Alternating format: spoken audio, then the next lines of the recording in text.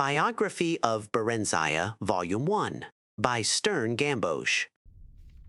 Late in the Second Era, a girl child, Barenziah, was born to the rulers of the kingdom of Mournhold in what is now the imperial province of Morrowind. She was reared in all the luxury and security befitting a royal dark elven child until she reached 5 years of age. At that time, His Excellency Tiber Septim I, the first emperor of Tamriel, demanded that the decadent rulers of Morrowind yield to him and institute imperial reforms. Trusting to their vaunted magic, the Dark Elves impudently refused until Tiber Septim's army was on the borders. An armistice was hastily signed by the now eager Dunmer, but not before there were several battles, one of which laid waste to Mournhold, now called Almalexia. Little Princess Barenziah and her nurse were found among the wreckage.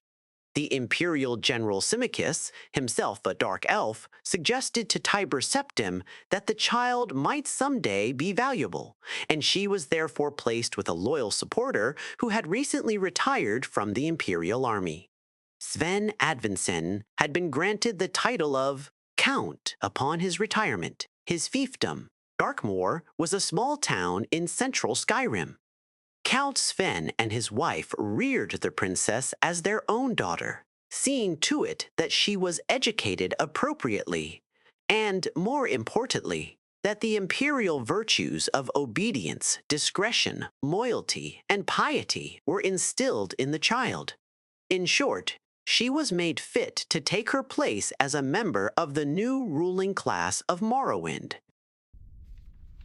The girl Barenziah grew in beauty, grace, and intelligence.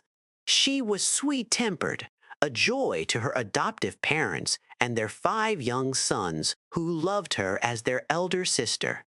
Other than her appearance, she differed from young girls of her class only in that she had a strong empathy for the woods and fields and was wont to escape her household duties to wander there at times.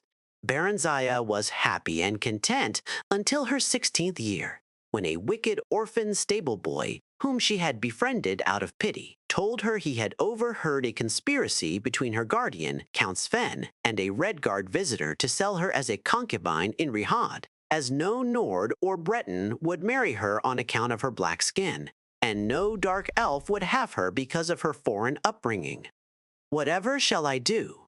the poor girl said, weeping and trembling, for she had been brought up in innocence and trust, and it never occurred to her that her friend the stable boy would lie to her.